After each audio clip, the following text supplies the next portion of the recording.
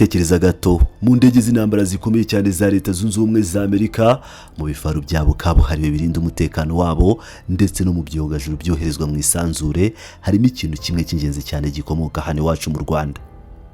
Yego wabyumvise neza, amabuye y'agaciro yitwa Wolfram acukurwa mu misozi yacu hano mu Rwanda niyo ari gukoreshwa cyane mu gisirikare cya Amerika kuri ubu. Reka nguhe imibare itangaje, ku kigero kingana na 20% by'amabuye yose ya Wolfram akoreshwa muri Leta Zunze Ubumwe za Amerika buri kwezi aturuka mu Rwanda. Ibi si inkuru mbarirano, ni ukuri kwemejwe. Ni gute igihugu cyacu cyabaye isoko y'ingenzi y'inganda za gisirikare n'ikoranabuhanga rya Amerika? Ubushinwa bwo buhagaze he? Komeza ukurikira inkuru kugeza ku musozo, kuko tugiye kwinjira mu mizi y'inkuru ikomeye cyane. Urakaza neza kuri Pilot News TV. Niba ari ubwa mbere udukurikiye, kora subscribe kandi ukande kunzogera kugira ngo utazagicikwa n'amakuru yacu acukumbuye.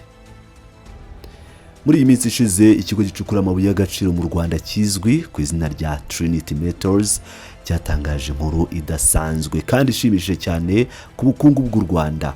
Cyatangaje ku mugaragaro ko amabuye y'agaciro ya Wolfram iki kigo cyohereza muri Leta Zunze Ubumwe za Amerika yihariye 20% byakoreshwa yose muri icyo gihugu cy'igihangange ku isi. Reka mbisubiremo kugira ngo wumve neza uburemere bw'iki kintu. Mu mabuye yose ya Wolfram akoreshwa muri Amerika yose, yaba mu nganda zabo zikomeye, yaba mu gisirikare cyabo, rimwe mu mabuye 5 aba yavuye mu Rwanda. Ni ibintu byerekana ko u Rwanda rwatangiye gufata umwanya ukomeye cyane ku isoko mpuzamahanga ry'amabuye y'agaciro y'ingenzi, cyangwa se critical minerals mu rurimi rw'icyongereza. Ibi rero birerekana ko Trinity Metals atari ikigo gito, ndetse n'iribuye rya Wolfram atari ibuye ryo gukinisha. Wenda ushobora kwibaza uti, ariko se Wolfram cyangwa se tungsten ni iki mu by'ukuri? Ese ubundi kubera iki Leta Zunze Ubumwe za Amerika zishaka cyane gutya? Tungsten ni ibuye ry'agaciro ryihariye cyane. Iyo ritunganyijwe rivamo ibyuma bikomeye bidasanzwe. Ni ibyuma bishobora kwihanganira ubushyuhe bwo ku rwego rwo hejuru cyane kurusha ibindi byuma byose bizwe ku isi. Ibi rero bituma ibuye rikoreshwa cyane mu bintu biremereye muri iki gihe. Rikoreshwa mu bwubatsi buremereye, rikoreshwa mu gukora indege, no kuvuga aerospace, rikoreshwa mu bifaru by'intambara, mu byogajuru bijya mu isanzure, no mu gukora imbunda n'amasasu y'ingabo za Amerika. Urumva ko ari ibuye rifatiye runini umutekano w'igihugu icyo ari cyo cyose gikomeye ku isi. Aya mabuye rero iyo acukuwe na Trinity Metals hano mu Rwanda, iki kigo kibanza kuyatunganya akagira isuku n'ubuziranenge biri ku kigero cya 68%. Iyo amaze koherezwa muri Amerika, inganda zaho zita ziyongerera agaciro, zikayatunganya kugeza ubwo agira isuku ya 99.9%.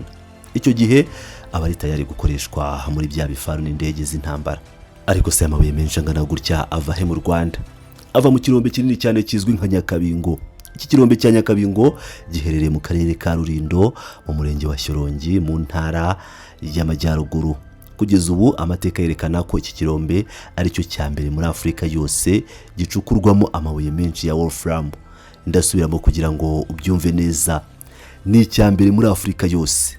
Buri mwaka iki kirombe cya Nyakabingo gicukurwamo toni igihumbi z'amabuye ya Wolfram. Ibi bishatse kuvuga ko buri kwezi havamo nibura toni 100. Iki kirombe ubwacyo gikorera ku buso bunini cyane bungana na hegitari 1,600, kandi ubushakashatsi bwerekana ko munsi y'ubutaka bwaho hakiri amabuye menshi cyane abarizwa muri toni 30,000 zishobora gucukurwa mu myaka iri imbere. Urumva rero ko ari isoko y'agaciro ihambaye kandi itazakama vuba.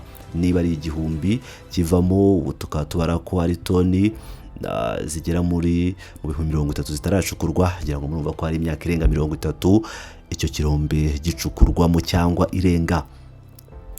Urugendo rero rw'aya mabuye yavuye i Nyakabingo akagera muri Amerika rukorwa rute?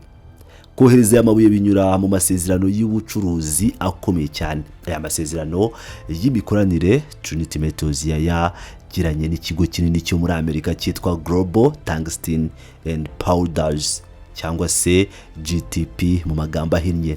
iki kigo cya GTP gifite inganda zacyo i Towanda muri leta ya Pennsylvania muri Amerika.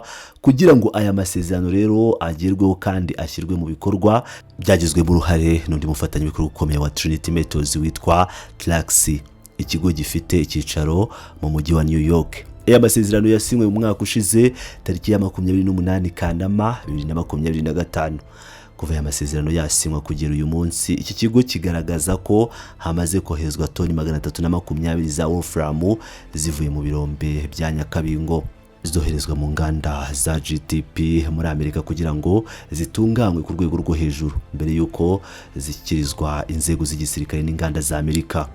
Mu itangazo Trinity Metals yashyize hanze yagize iti, mu gihe twakubye kabiri amabuye twoherezaga GTP mu kwezi gushize, umusaruro wa Trinity Metals wihariye 20% by'amabuye ya wolfram itunganyijwe ku rwego rwa mbere ikoreshwa muri Amerika buri kwezi. Bivuze ko bafite intego nini cyane, ndetse ubu barashaka gukuba gatatu amabuye yoherezwa muri Amerika.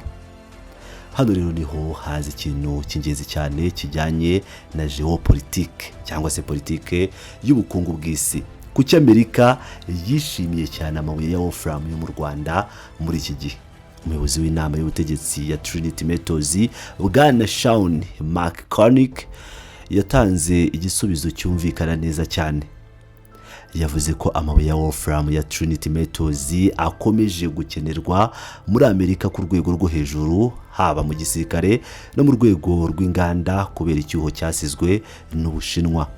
Bwana McCormick yagize ati, itumizwa rya wolfram rikomeje kuzamuka cyane kubera ko Amerika idatunganyiriza wolfram imbere mu gihugu. No kuvuga Ubushinwa bugenzura 80% bya wolfram yose iboneka ku isi, ariko bwanze kuyohereza mu mahanga. Urakurikira neza, Ubushinwa bufite 80% bya tungsten ku isi yose, ariko bwafashe icyemezo cyo kugabanya cyangwa guhagarika kohereza aya mabuye hanze y'igihugu cyabo. No kuvuga nibyo bita export controls. Ibi byashyize Amerika mu kibazo gikomeye cyane cyo kubura amabuye akoreshwa mu nganda zayo z'intambara n'ikoranabuhanga.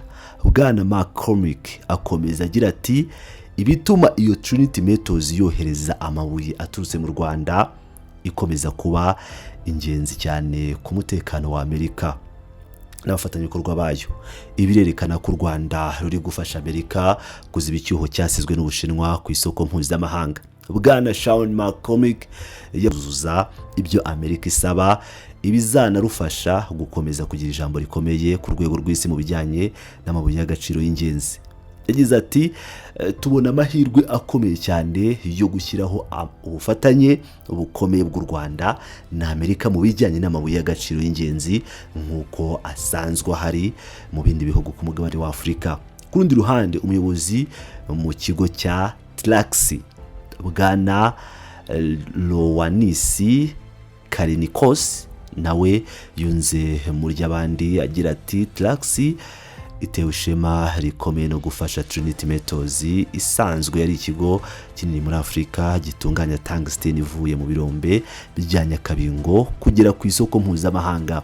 Aya mabuye acuruzwa ku bakiriya bazwi cyane bo ku masoko ya Amerika n'Uburayi. Ibi byerekana icyizere abashoramari mpuzamahanga bafite mu mikorere no mu musaruro w'u Rwanda. Ariko se kugira ngo ibi byose bishoboke, Trinity Metals ninde kandi yakoresheje irihe banga? Trinity Metals ni ikigo kiyoboye ibindi byose abujyanye n'ubucukuzi bw'amabuye y'agaciro hano mu Rwanda, kandi ni ikigo kisunga ikoranabuhanga cyane kurusha gukoresha uburyo bwa gakondo. Iki kigo cyashinzwe mu mwaka w'ibihumbi 2022 ubwo hahuzwaga ibirombe bitatu binini. Ibyo birombe ni icya Nyakabingo gicukurwamo wolfram tumaze kuvuga, icya Rutongo gicukurwamo amabuye ya tin cyangwa gasegereti.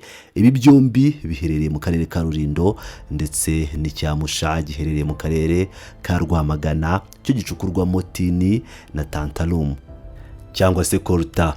Kuva ibirombe bitatu byahuzwa bigakora ikigo kimwe cya Trinity Metals, byahise ikigo kinini cyane gicukura amabuye y'agaciro menshi mu Rwanda.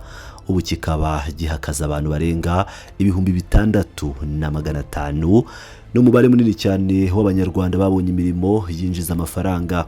Mu rwego rwo gukomeza kongera umusaruro, Trinity Metals Group imaze gushora amafaranga menshi cyane abarirwa muri za miliyoni 40 z'amadolari y'Amerika mu birombe byayo, kandi ntibagarukiye aho kuko baherutse gutangaza ko bafite gahunda yo kuzashora andi mafaranga menshi azagera kuri miliyoni 100 z'amadolari muri ibi bikorwa. Ibi byose bigamije kuzamura umusaruro woherezwa mu mahanga. Urugero, mu Rwanda mu mwaka wa 2024 Trinity Metals Group yohereje mu mahanga amabuye angana na toni 2,226 za wolfram, gasegereti ndetse na colta, ariko bafite intego ndende. Mu mwaka wa 2029 bateganya ko bazaba bohereza mu mahanga umusaruro wikubye kabiri ugeze kuri toni 5,201.